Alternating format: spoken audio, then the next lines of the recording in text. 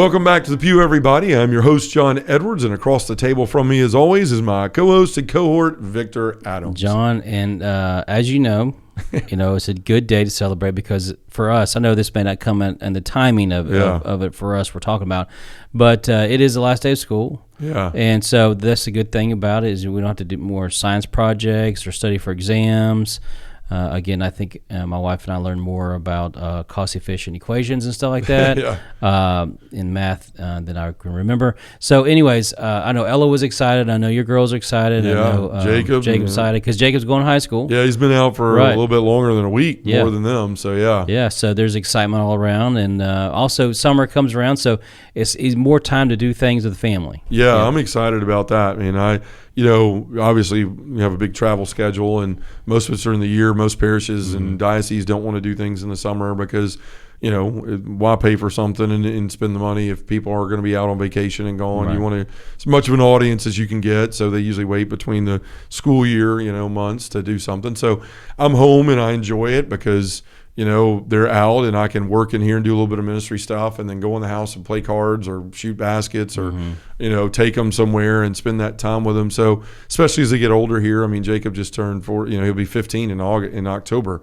and the girls will be 12. So they're inching towards, like, before you know it, they'll be gone. So is he wanting your truck? No, not yet. Well, I think he's smarter than that. Like to even ask about that, but yeah, I mean, pretty soon we're going to be teaching him to drive. I didn't even thought about that, so thanks for that nightmare. You're welcome. You're welcome. But so it's going to be a fun summer. We don't have a lot of events, like I said, so just a couple offhand. We're going to be going to the Diocese of Fargo to do their annual men's retreat up there. It's at a hunting lodge. You can find out more information about that on the Diocese of Fargo's page. It's going to be an amazing experience, and I know there's registration space there, so go check that out. Then we'll be going to the National Eucharistic Congress for the week, July, I believe it's 16th through the 21st.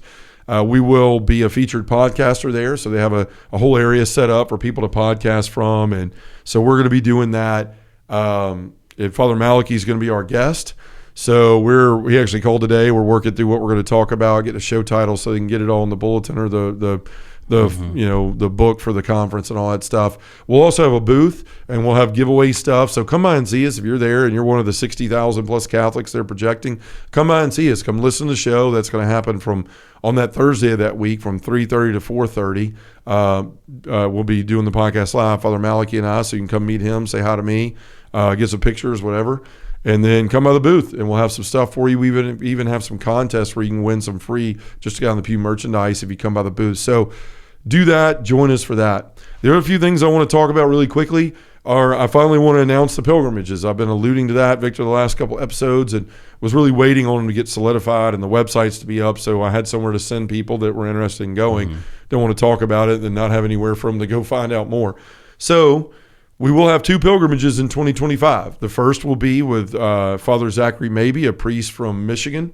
He's a wonderful priest, 6'9". He's got me by an inch, but it's just because of his hair. I tease him about that all the time. He teaches in the seminary up there too. Wonderful, wonderful priest. I met him in the Holy Land last year with Father Larry. They, had Mass with us a couple times and could celebrate it, and we hit it off and have grown in a friendship and wanted to travel together. So he had availability to travel when he was on break from the seminary in the spring of 2025. So we will be going to Mexico to visit and to venerate and to appreciate and to see the shrine of our Blessed Mother, Our Lady of Guadalupe, the patroness of the Americas. So we're going to go down there and have a wonderful time with him. He has a huge parish, so I know this trip is going to probably fill up quick because he's got a lot of people that like to travel with him. We have a lot of people that like to travel with us. But if you're interested in that, we'll have a link in the show notes, and you can register to go with us. It's March 10th through the 15th. And for what I've seen so far, that's like right in the middle of every Catholic school that I've run across around the country, spring break week for whatever this week, or this year, coming year. So you may be able to go with us. It's also a less expensive trip. It's more affordable. It's around $29.45, where some of the trips to Europe and to the Holy Land are up near $5,000, $6,000, $7,000, depending on who you're going with and what you're doing. So it's an opportunity also to be on like a 2 or 3 hour flight instead of a 12-hour flight. So that's nice too. We love to have you with us. We're going to go down and spend several days at the shrine. We'll be in one hotel, so you don't have to worry about changing around a bunch. We're going to go to a bunch of different beautiful churches there. We'll walk in the footsteps of Juan Diego. We'll also be looking and following the life of some of the people that are blessed now. They're not saints yet, but we'll be down there learning about their lives and walking through where they've been and where they've spent their time. We'll also do fun things, like we'll have a tequila tasting. We'll also have a guacamole. What am I trying to say? Guacamole. Yeah. Making class too. So it's going to be fun. We'll have the spiritual stuff. We'll have some good times in fellowship and things like that. You can check that out in the show notes, or you can go to justaguyonthepew.com on our events and book me page, and the pilgrimage is listed there. Now for the second one, in May 12th through the 23rd, Father Larry and I will be returning to the Holy Land to walk in the footsteps of Christ together. If you missed out on going with us last year, we had a wonderful time. We had 71 pilgrims go. We've become friends with all those folks. We have multiple Zoom calls with them, every quarter. It's a lot of fun to catch up with those folks. I'm telling you what, if you're looking for an amazing experience in the Holy Land, you're looking for a good time to watch me and Father Larry go back and forth and pick at each other and all that stuff, then sign up to go with us. We're going May 12th through the 23rd. Now, granted, that's all contingent on whether things are calmed down over in the Holy Land. If they're in turmoil like they have been lately, then obviously we'll have to decide what we're going to do. But as of now, there's a lot of trips scheduled with a lot of companies going back in 2025, and people are pretty confident that things are going to be calmed down over there, and we'll be able to travel and to go visit these wonderful sites. Of course, we need to keep praying for the people in the Holy Land over there in Gaza and in Israel. We just need to continue to pray for peace and for love. That's the most important thing over there.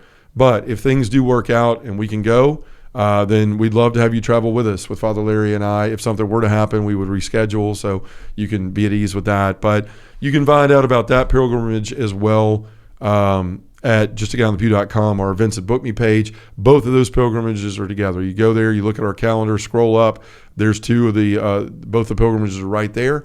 And there's a link right beside them that takes you right to our wonderful travel partners website, Select International, and you can find out more, download the brochures, check cost, availability, all those things, and then decide if you want to go and register there as well. So wanted to announce those. I've been talking about it, alluding to it. We'll start sharing that on our social media and stuff next week, and that'll be other places you can go and find it, as well as on our Instagram and Facebook, and we'll have a video on YouTube with links and stuff like that too. So excited for that, Victor, and I hope many of you decide to go to at least one trip with us, or maybe even two, depending on what your situation is in life and how much free time you have on your hands. But excited about that. The final thing I want to talk about is I want to say thank you to all of you that have become partners in the Pew, monthly supporters of ours in the last couple of weeks.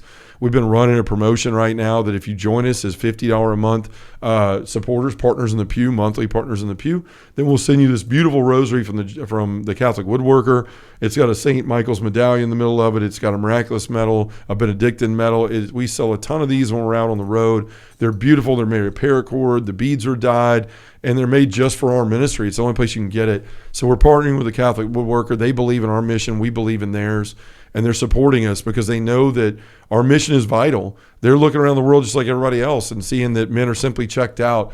And we have higher rates of isolation, depression, loneliness, suicide is higher than it's been for men in their 20s to 45-year-old men in forever. It's like the majority of suicides in the world now. We have higher opioid abuses, and divorce rates are skyrocketing. And it's just addictions to drugs, alcohol, porn, all those things. And men are caught up in that. And if they're caught up in that, they can't be the men that they're called to be. And they simply start believing that there's no hope for them, that they can't change, that even Jesus can't help them. Well, we're here to show them that he can. He did it in my life. He's doing it in so many other people's lives.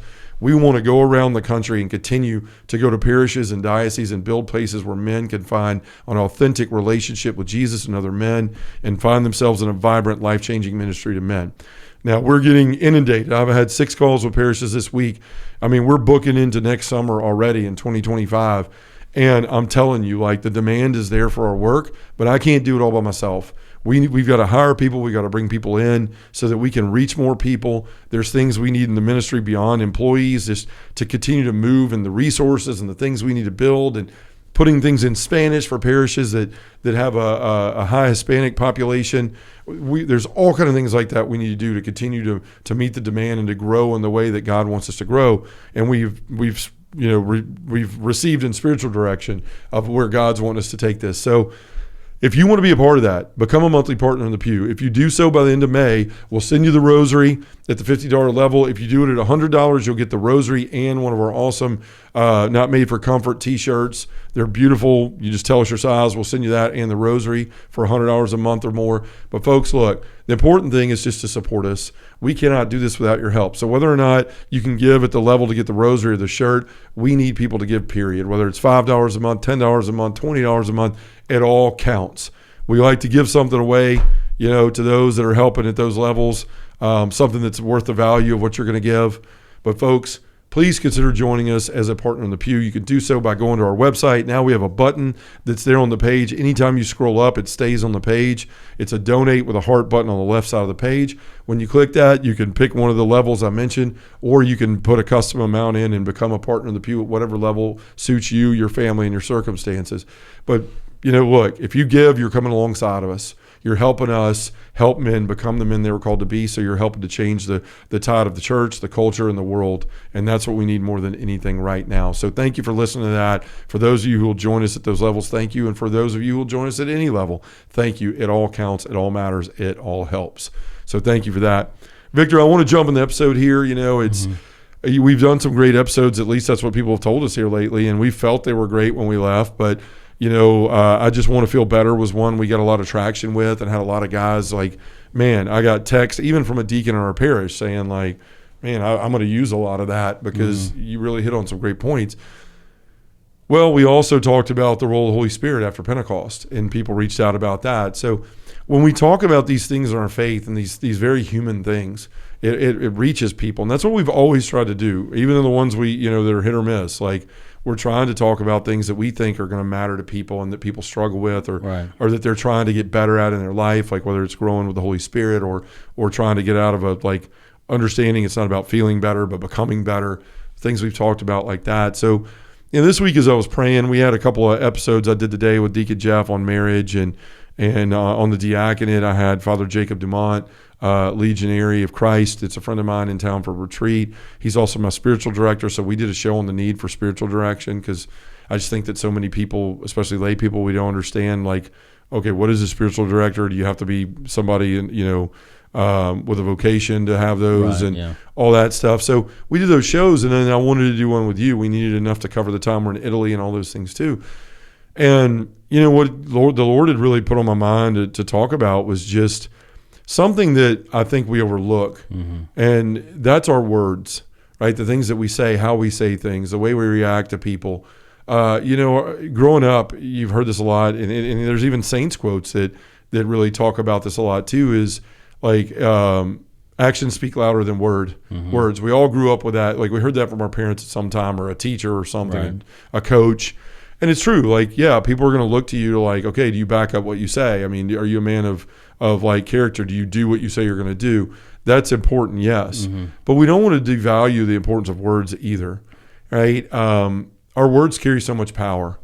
They have the power to tear down or to build up. They have the power to nurture or to destroy. Right. And that's a huge responsibility that I don't know that, like, even when you're dialed in on your faith, like, that we wield those things, the power of our words, very well. A lot of us carry wounds in our life. Like, our fathers weren't always the most helpful to us. Some of them, sometimes they were critical, and things they said, they just were saying because that's what they received from their father or whatever. And they don't realize like what a lasting impact and how that hits on inadequacy wounds. Right. So our words can really hurt in that way with our children, with our spouses, with the people in our, in our place of employment, all those things. And if we're not careful, we can lose that focus on that. And we allow our emotions or how we're feeling and work stress or whatever else might be going on, we allow that to just we speak flippantly sometimes. We don't spend a lot of time thinking about what we say. Things just roll off the tongue. And we don't realize how many times our words can really damage and destroy rather than build up or to nurture. And there's some saints out there that have some things to say about this, like Saint Faustina.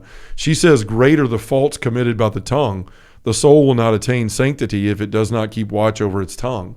It's great advice. Like, you're trying to get to heaven. One of the quickest ways to lose that ability to get there is not minding what you say, is not thinking about what you say, and making sure that you're speaking in charity all the time, even in anger, even in emotion, even in times of stress. But we know that's not always the case. We're human and we fail. And so I know, like, as kids, our parents, our dad, our moms weren't always perfect, and there were things that they said they probably just thought they were teaching a lesson that wound up being more hurtful, or the way they went about saying something. Obviously, as we get older and we're married, there's words and communication can be a huge issue in marriage if we're simply just speaking and not thinking about what we say. So I want to dive into that today about how much our words matter, and how, as much as we're supposed to be steward of our time, stewards of our of the wealth and the blessings God gives us, stewards of the hearts of people that have been given to us by God. We're also stewards of the things that we say and the words that we're given to share. And so we have to make sure that we're always focused on, when we're speaking to others, always coming from a place of love and charity. Right. And piggybacking off what you said earlier, like, words have the power to heal or the power to cut, deep wounds or heal those wounds, whichever. But also what you said too is that we have to really identify that our parents had trauma. Yeah. Whether they lost their parent at an early age, or lost a sibling, or dealt with hunger, dealt with in poverty. There's a lot of things that are just transferred through the family. We don't understand until we kind of start assessing things. Like, for instance, I don't want to go deep into family history here, but I think everyone can identify as I speak that this may line up with their own family too. Yeah. Both my parents are very well-educated individuals. I'm very smart, very bright, and their parents were very supportive of their goals. However, one of them each had a very dominating parent. For my dad, it was his father. He was a World War II fighter pilot, so he had, his gusto for life was in everything. Sure. And then my mother, her mother was, lost her mother when she was very young and during the Depression, and so a lot of trauma there. And so image and property was what she wanted for her family, which for her that was good. But what it did is that she was always concerned with how my mom looked. Yeah. Like what she looked like, how she dressed and stuff like that. So that was a lot of nitpicking on that. So anyways, what I'm saying is that even though we are parents now, we even though it's genetic or what, but there are things that transfer to us through our parents. Yeah. Now, some of them have diluted it because they realize this is not the way I want to be a parent. This is the way I want to be a parent. And so, but the thing is, as being parents, it's really a science experiment. Yeah. Because you do the best you can. There's no real book that's actually authentic, other than like the Holy Scriptures in some form of how to train your mind, how to have God in the center of your family. And I think that's one thing is that when we are younger in relationships, dating or in college or whatever, we have groups of friends who we all know those friends who were who thought differently than us, or did things more, I guess, I don't know the word I'm saying, but were just not smart, you know what I'm saying? And they got in trouble all the time. So you kind of assess, like, who am I in between this group of family and peers? But the thing is, yes, words do hurt and they heal, but it's also how we receive that.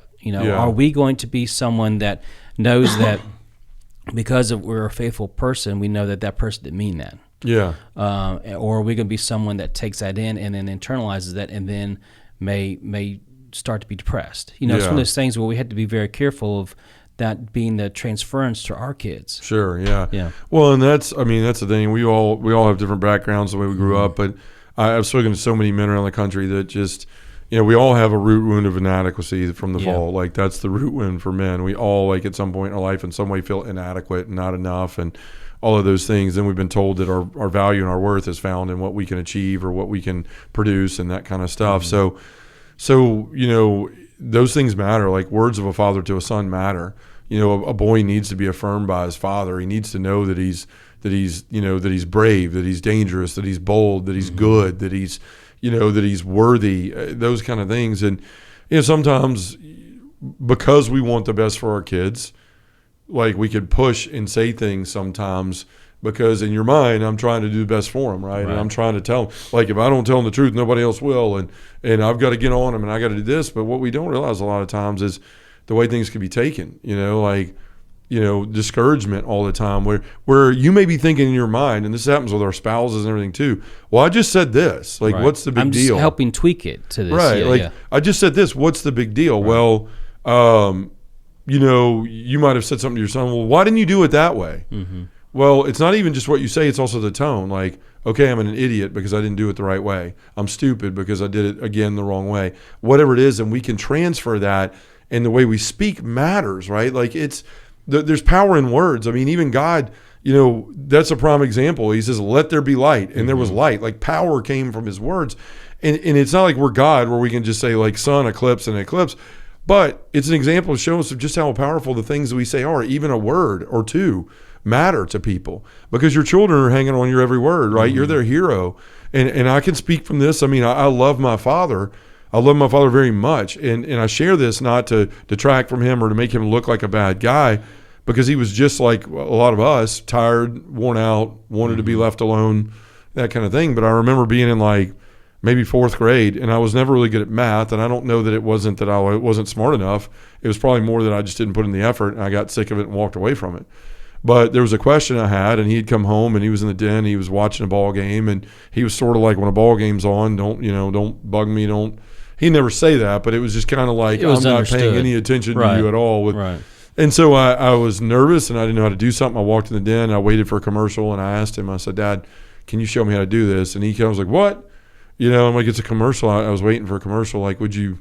And he shows me, like, you do it like this. And it was so fast, I didn't see it at all. Like, he didn't show his work. He's just like, here's the answer. You do it like this. So I go back in the kitchen. I'm sitting there, and I'm like, I know I'm going to have to ask him again because I didn't see any of it. And I'm like dreading it.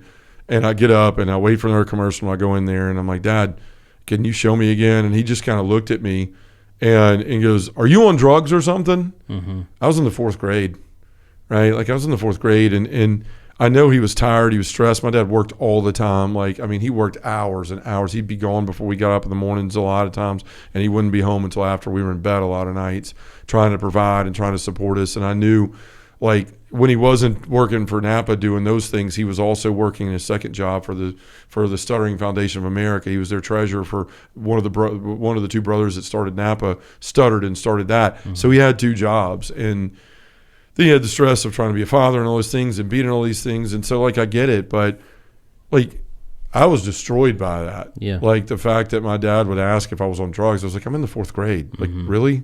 Like, I just need your help. Yeah. Right? And what I'm seeing right now is that ball game or that commercial or that plug of tobacco you're about to spit, is more important to you than I am in the moment. And again, I don't want to paint my dad like some kind of like, ogre or something. My dad was a very amazing father. He really was. But those words hurt me in that moment. And because my father was raised in a way where he didn't get a lot of I love yous and I'm proud of yous, I didn't get a lot of those either. So it seemed that I got a lot more of the, well, why did you do it this way? Well, why do you need help? You can't do that yourself? You should be able to figure that out on your own. And when you hear those type things as a child, you're just like, I'm not enough. I'm stupid. I should be able to do this. I shouldn't need help. I'm weak because I need help. And this is the way a lot of men have grown up feeling. And then what do? We unwittingly, the same way our fathers did it because that's the way they were treated, we start passing those things along through our words. Like, I'll ask my kids that question, like, why didn't you move the clothes to the dryer when they got done? Well, Dad, I forgot about them, which is a completely valid excuse. I forget about clothes when I put them in there. But what have you done? Like, you're an idiot. You keep making the same mistakes. That's what they hear, right? And so even though we didn't say you're an idiot, that's what they hear. And so often we're so flimsical with our words. Like, we live in our feelings and our emotions and our stresses and our work things. And we come home and we're tired. Like, this is the 5th podcast I filmed today. I've spent 6 hours today doing this stuff, plus calls I had this morning. If I'm not careful, I'll walk in that house after you leave and snap at everybody, and say things like, I don't know, what do you want? Why are you asking me? I don't know what we're getting for dinner. What do you want? And all of us can fall into that. And so what I want to do with this episode is really just bring our attention to that, because, like we said, our wounds, our words can really wound and can hurt, and they can be so good at building up too. But we have to be able to step out of ourselves in any situation, in any emotions, and remember what we're called to, and that our words matter. And we hear that from other saints. I mean, St. Francis of de Sales says, he goes, I made a pact with my tongue not to speak when my heart is disturbed. Right? And even like I said with St. Faustina, greater the faults committed by the tongue, but the soul will not obtain sanctity. We all want to get to heaven. But one of the biggest reasons you will not attain it is if it does not keep watch over its tongue, if the soul doesn't keep watch over its tongue. And even Jesus says, he weighs in on this in Matthew 12, 36 and 37. He says, I tell you, on the day of judgment, people will give account for every careless word they speak. For by your words you will be justified, and by your words you will be condemned. So he's telling us there, like, watch what you say. This isn't like, you can't just be flippant about what you're going to say and throw words out there, because what you say matters. You have a sphere of influence in your life. We talked about being as kids. Our fathers had that with us, and we have it now with our children, with our spouses. And a lot of times when we're getting in trouble in our marriages, when we're having issues with our kids, and we look to blame the other person, well, it's got to be something they did, and my wife did, or my kids did. A lot of times it's because we've not taken time to think about what we're going to say. We're very reactive, and we just blurt things out. And we think, and I've said this to Angela, like, why are you so mad at me? All I said was, why didn't you do it this way?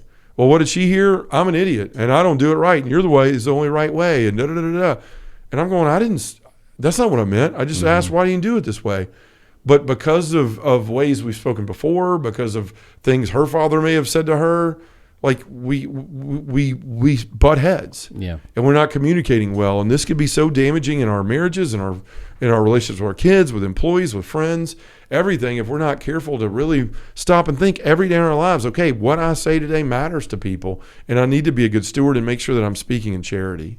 Right, and you're talking about communication, and like that is, I'm sure that's what Dick and Jeff talked about in marriage. Yeah, they'll come out in a few weeks. Yeah, communication is something I've learned is a foundation of a strong marriage, other than faith and having faith in your marriage, but also communicating rightly. And it takes a while, because, like you said, you bring your own ideas, your own ways, your own thoughts into a marriage. And sometimes that might not be conflicting at first, because we're trying to be like polite, but over time, when things are being listened to, or one person isn't feeling like being heard, then there's conflict, because communication isn't really open to dialoguing as to what this. When you say this hurts me, when you do this hurts me, when you don't pay attention when I talk, that hurts me. And that is a valid thing in what we need to do, not just in our marriages, but in our relationships, especially with our kids too. Like if our kid's very excited, they hit their first ball off the tee. To them that is the best thing in their life happened. And for us, it's kind of like, oh, that's great, and you're going back to emails. But, take the time. Or you could have hit it farther than that. Right, yeah. First time I thought it would have been past the first baseline. Right, I thought, get you in home run. But that's the thing is, like, we have to match their excitement, and when we do that, I think, we match the excitement and energy of someone is telling stories for us, our kids. That is something that they just cling on to. Like, God, my dad approves of me. My mom approves of me because of I made them happy. I made them proud of me, and they're seeking that, And when we speak words correctly in the healing sense, and not in the cutting way of what words can be damaging to a relationship, it's always a fulfillment, because that is something like they'll remember. Yeah, they'll remember. That'll be a core memory. Like, say, for instance, your dad said, turn off the TV. He said, come on, let's sit down at the kitchen table. Let's do this together. Yeah. You'd have been like, God, my dad is like, he cares. Yeah. He wants to spend time with me. Right, all those things, And so, and let us be very careful when we listen to this, that we realize that the time that is given to us is short, and so we need to be appropriate in our time with our loved ones, with our wives, with our spouses, with our kids, with our friends, with our parents and our siblings. When you're with that person, when you're with that individual, make that become the most important time at that moment. Yeah, and I experienced that today. I mean, the kids had a half day, and Angela's dad brought them home because I was doing all this stuff and getting ready for all y'all to get over here today. And Caitlin, one of my twin girls, she's 11. She came in, like there's a knock at the door, and I thought it might have been Deacon Jeff. And I said, come in. And she walked in, and she looked like she'd been crying or something, like something was the matter. And I was like, I feel good? And she said no. And I forgot, one of her good friends, Genevieve, is moving to Florida. And today was their last day. Like, they're not probably going to see him because we're going to Italy in a week. Yeah. And so she just broke down crying. And honestly, I mean, I'm going to sound like a terrible father, but in the moment I was like, I've got to get ready for Father Jacob to go over here. I've got 4 episodes I got to do. I haven't even started on the notes for Victor. Like, Jeff's going to be here in 30 minutes. Like, I don't really have time for this. And like, but she was just sitting there sobbing with her head in my chest. And I thought, what are you doing? Like, because my instinct was to go like, look, we'll talk about it later. Okay. Everything's going to be fine. You'll make more friends. Just don't worry about it. Right. Like, it's not a big deal what you're saying. Like, there'll be more friends. It's not as big a deal as you think. Trust me. But that would have crushed her. And instead I sat here and she buried her head in my chest, and I sat there and I held her and I talked to her and told her that, that she could Zoom with her, and that, she could probably come back and visit, and maybe we could get down that way and see her, and just tried to build her up and go like, you have such a good heart and you're such a caring person. Like, it's so great that you're allowing people to mean that much in your life. And she perked up and said, thanks, Dad. I just wanted somebody to hold me and to tell me everything would be okay. But everything in my instinct was like, I'm too busy. I've got to do this. I got to do that. Literally for ministry stuff, as I'm about to like turn down an opportunity to minister to my daughter. And this is what I mean by like understanding, like, no, this moment is going to matter. And the things I say in this moment is going to matter, right? It's going to be a moment that could be a core memory, as you said, for her down the road. Is like, when I come to my father crying and speaking about things that bother me, they're not important to him. And so what does she do? She pulls away. She starts going to Mom. I'm going, why don't you talk to me about things? Well, but I'm not going to tell you the truth because I'm afraid you're going to get on me again and you're going to get mad and say the wrong things. So this is where we have to understand as men and as fathers and as husbands that like the things that we say matter and the way that we react to things. And yes, you are going to have times in your life you're too stressed. Yes, there are going to be things that really piss you off and you want to just tell somebody what you really think. But the Lord knows that Lord knows he could have gotten mad at anybody and started screaming and yelling at people. And he had a more right to do that than anybody.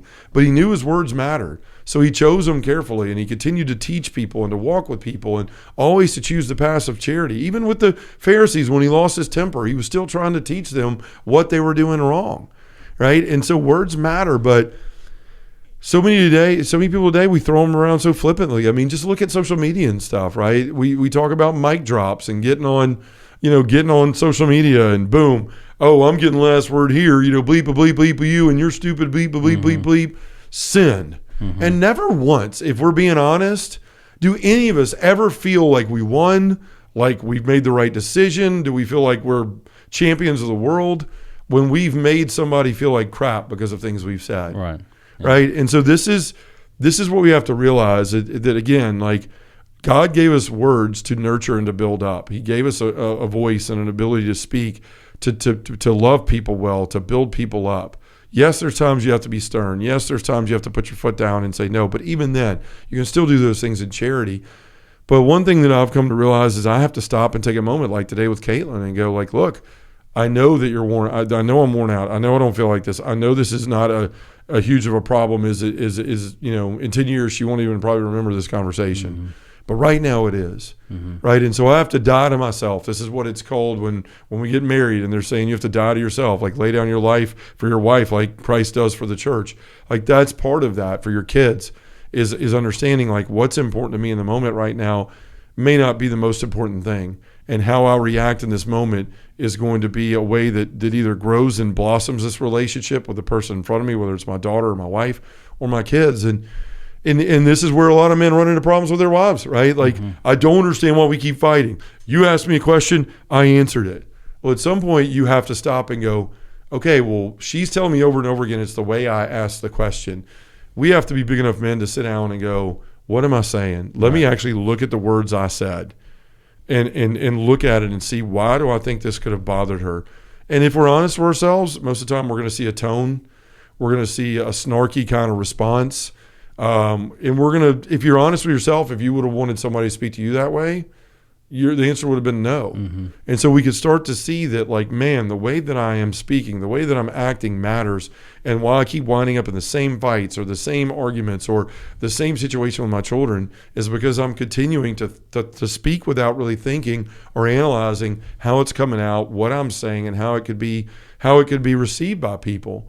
Because it's easy to blow it off and go, well, that's your problem that you think, like, I meant this, and you don't get to tell me what I mean. I said this. It's not my fault you're so sensitive. It's not my fault you're so... That never gets us anywhere. Yeah. And so we've got to work on these things. And again, I want to read some Bible verses here that just remind us, scripture verses here of what it says about these things.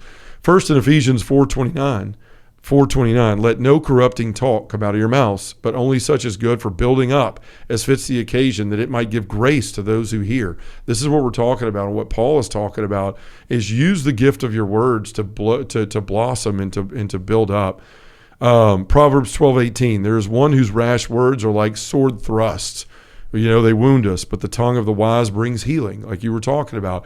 Minding your words, taking a moment to slow down when you're in a heated argument with your wife and you want to say everything that you want to say from your insides and scream from the rafters, or with your kids or whoever you're with. Take a moment and look, is anything productive going to come out of me saying what I'm about to say, or the way I'm about to say that, or the words I'm going to choose to use? Taking a deep breath to pause and go, am I going to feel good about what I say 3 minutes from now if I say that? That's something we need to really practice there, and that's what it's alluding to. Proverbs 13:3, whoever guards his mouth preserves his life. He who opens wide his lips comes to ruin. Right? So be careful about what you're going to say. Right. That's what it's saying there. James 1:26, if anyone thinks he is religious and does not bridle his tongue but deceives his heart, this man's religion is in vain. It's not enough to just do the things we're doing and act like we're living the Christian life. Your actions and your words matter, the things the way you treat people. And so we've got to be mindful of those things. And then we've got to have this heart of, okay, like, I want my words to be healing. If I'm spending my time speaking, if I'm talking with somebody, I want to listen. I want to build people up. I don't want it just to be about me and my problems. And when they go to speak, I just don't care. And it's very obvious in the way I react, the way I speak, what I feel about their issues. And it's very evident that you can be selfish in that. So Psalm 19:14 says this, and it's something I'm going to start praying in my life, because I still struggle with this in my own life. Let the words of my mouth and the meditation of my heart be acceptable in thy sight, O Lord, my rock and my redeemer. That's Psalm 19:14. And then Proverbs 16:14, last one here, says, gracious words are like a honeycomb, sweetness to the soul and health to the body. This is where we have to be as men. Our children are looking to us. Our wives are looking to us to be built up, to be supported, to be loved, to be received in charity in the way that we respond, the way we act. And so this is the thing that we have to do. We have to be mindful and good stewards of what we say. Our words matter. And if we don't think that, then we're going to continue to wind up in the places we're in. You're going to be befuddled and pouring another drink because you just can't figure out why you keep making your wife mad, or why your kid hates you so much, or you have tension there. And honestly, if you're not willing to look at yourself and analyze the things you've said, done, the tone you've used, then you're going to wind up facing the same problems again and again. Jesus warns you there too. Yeah. He said again that, on the day of judgment, you'll give account for every careless word you speak. So what he's saying is be mindful of how you talk, be mindful of your spreading love and goodness, and not tearing down and ripping people apart. Yeah. So that's who we got to be, and that's how we got to start living and thinking about that in our life. Well, I mean, that's as the Psalms you were saying, kindness and good words obviously are like, what is it, honeycomb? Yeah, like a honeycomb with sweetness to the soul and health to the body. Right, because the world throws a lot of things at you, and some things are just tragedy happens all the time. Yeah, and when someone like, and Christy had this when her mother passed away January this year. A lot of people came to her. A lot of people wrote to her. A lot of people sat down. Showed how much they mean to her. And that was even in her grief, the kindness of her friends, but also people who knew her mother. What was a healing balm for her in her sadness. Yeah. And we have to realize, even though people who may not have a loss of someone, that they're dealing with depression, or they're dealing with something that is just trauma that is just so much from the bear, and And even when we may not know it, or if we do know it, soothing words of encouragement, of friendship, of strength, could be what they need to hear. Yeah. Instead of just saying, oh, that's so and so, her parents passed away. Yeah. Just walking by. Because we don't want to be uncomfortable either. Sure. We don't know how to start that conversation. But just a kind word to even a stranger can change their life. A refusal to gossip, all those kind of things, right? Is standing up and being a good steward. And it's being a gift. Like, we all know what it feels like. And a lot of us are in search for it, right? I mean, we're doing certain things so that we can hear somebody tell us that we're good, we matter, we're enough. Mm-hmm. We all need that. We all know what that feels like. Like when Angela, sometimes just out of the blue, she'll go, the way that you're choosing to live your faith in the world and how bold you are now about, these are her words, not mine, but like how bold you are in the way that you go about trying to live the faith, not only for our family, but for so many other in the world, is inspiring to me. And dude, you would have felt like somebody shot me up with steroids and every feel good thing in the world. And I'm like, yeah, tell me more. We all love that feeling. It's not to be prideful, but you love to know you matter. And if you love that, guess what? 99.9% of other people want that too. Mm-hmm. And so when we're not giving that, when our words are always just, as it said, sword jabs and sword thrust and pointing out the wrong people are doing and making comments about how people didn't do things the right way or whatever it is, when we're doing that, we're choosing not to be a gift, and we're withholding the love of Christ from them because God has given us, we see those things. And I don't know about you, but sometimes I've seen something and I'm like, I know I should tell somebody to do a good job, but then I go on about my business and don't say anything. Mm-hmm. And what we're doing is losing an opportunity to be Christ to that person, to encourage that person, to help them walk along. And you never know what situation somebody's in, what kind of day they're having, how in need they could have been, to hear something kind from someone, especially those that we love, especially our kids and our wives. They're the ones that deserve the best of us.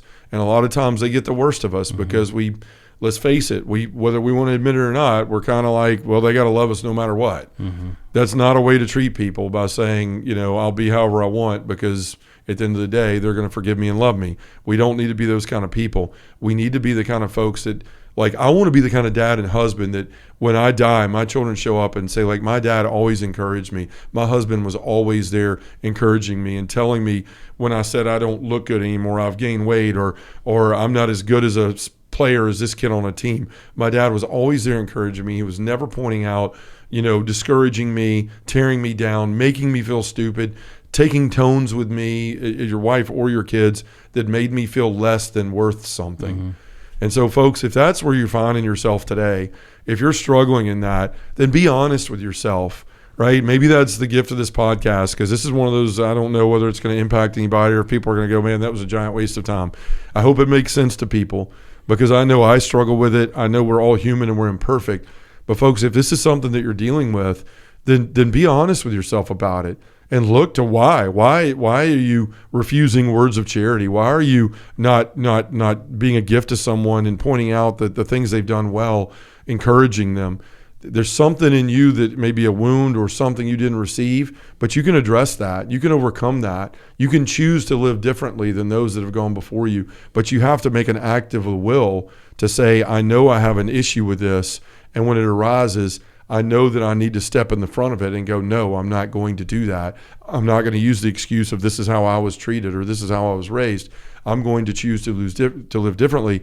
And if I can't do that on my own, then I'm going to ask for the grace and the mercy of our Lord to give me strength to be able to do that. And to be honest enough to say, maybe some of the problems that you're having in your relationships are not just the fault of others, they're your own. And your refusal to see that. Those are painful things, and they're very mature things to actually take time to look at. But that's exactly what we have to do if we want to grow in our relationships, grow in our relationship with the Lord, grow in holiness, and have a chance at being a saint. So, folks, don't be ashamed of yourself if that's where you are. If that's the way you were born and raised and brought up, then there's something you're going to have to go through some training to get, with yourself and walking with God to change those behaviors. But there is light on the other side. I love those moments now. I used to hate them when I'd go, man, I really screwed that up. But now I see them as gifts, and I take them as opportunities to learn and to be better the next time. And that's what it's about, is just trying to climb that next rung in our spiritual life, trying to be better men, and trying to understand that there's possibilities to all things and that your words matter. They do to the people around you, not just your loved ones, but anybody who looks at you with any sort of sphere of influence that you have over them. So let's be good stewards. Let's be guardians of those words. Let's choose to be people who nurture and to build up instead of tear down. So, Victor, let's take this all to prayer, and let's do this in the name of the Father and the Son and the Holy Spirit. Amen. Heavenly Father, you gave us the gift of words to build up and to nurture, not to tear down and not to destroy. So often we let our emotions and our feelings get the better of us in any given situation of stress, to where we take tones and say things in a manner that is hurtful to other people, even if we don't realize it. Lord, you've called us here today and to this podcast to hear this subject being talked about and to maybe shed light into our life and the way that we're handling our relationships. Lord, if that's the case, give us the strength to be better. Give us the strength to look interiorly at ourselves and to work on those places of wounding. And Lord, eventually, give us the opportunity in the mindset to look at these struggles and the places where we failed, not as another time to fail, but as another time to learn to be better. And then let us move forward, encouraging and helping people with our words and loving them through the charity of your heart. In the name of the Father and of the Son and of the Holy Spirit, amen.